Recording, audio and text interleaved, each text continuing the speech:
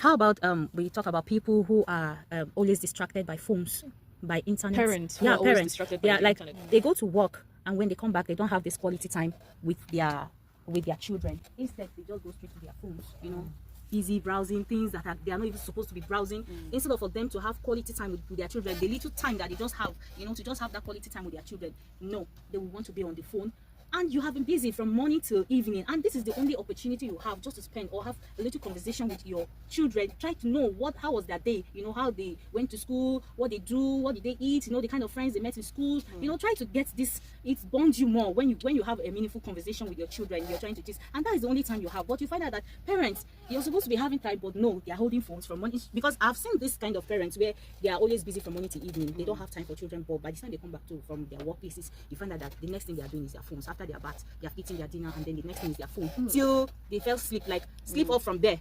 So you can imagine what time do you now have to bond with your children, to get to know your children, to get to talk a lot of things that you're supposed to know your children, and let your children know you in person. You know, I have this sister-in-law who will never get her on the phone. So she works with intelligence, yeah.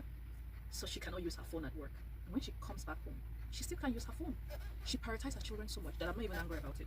So most times I just drop her WhatsApp messages. So when she answers in the night, before she goes to bed, she opens her phone, then she responds to messages. And it's something, every other person's like, she doesn't pick calls. I mean, she doesn't pick calls. But then I'm like, she doesn't pick calls, but her children are doing okay. Her family is I good. really envy her. Honestly, it takes a lot of discipline to drop be your able phone. to drop your phone. And I think this particular point is pissing happiness off. Because the way she said, and some of doing them what you're not supposed to do. Yes. or doing what is not important. Yes. So and I think this phone situation is not just on the parents' part, mostly on the parents' part too, but even on the children. Most of the parents have already raised their children to be, you know, addicted to phones. And even when they want to have conversations with their children, the children do not even have time and attention for them. So everybody is just like on his phone. You can be in a family gathering and see everybody literally just holding, you know, their phone or their tabs and all of that. So it's something that I think parents need to prioritize. This quality time. See, it's really difficult. A lot of us here are addicted to our phones, if we're being honest with ourselves. A lot of us, you know, we can't, you know, drop our phones for, you know, a minute or to 5 minutes. We can't drop our phones. But when it comes to parenting, I think there needs to, not just parenting, from this time we need to begin to prioritize a lot of things. You know, we need to learn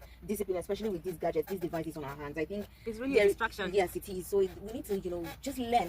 As difficult as it might be, we just need to learn to drop it and prioritize certain things. Sometimes I tell myself, Mama, if you don't drop this phone, there are a lot of things you can't do.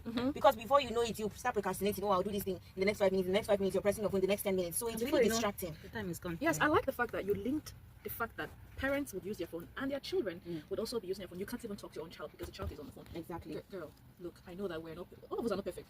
I have seen some of my family's family. I'm talking about my siblings, my uncles, their children now.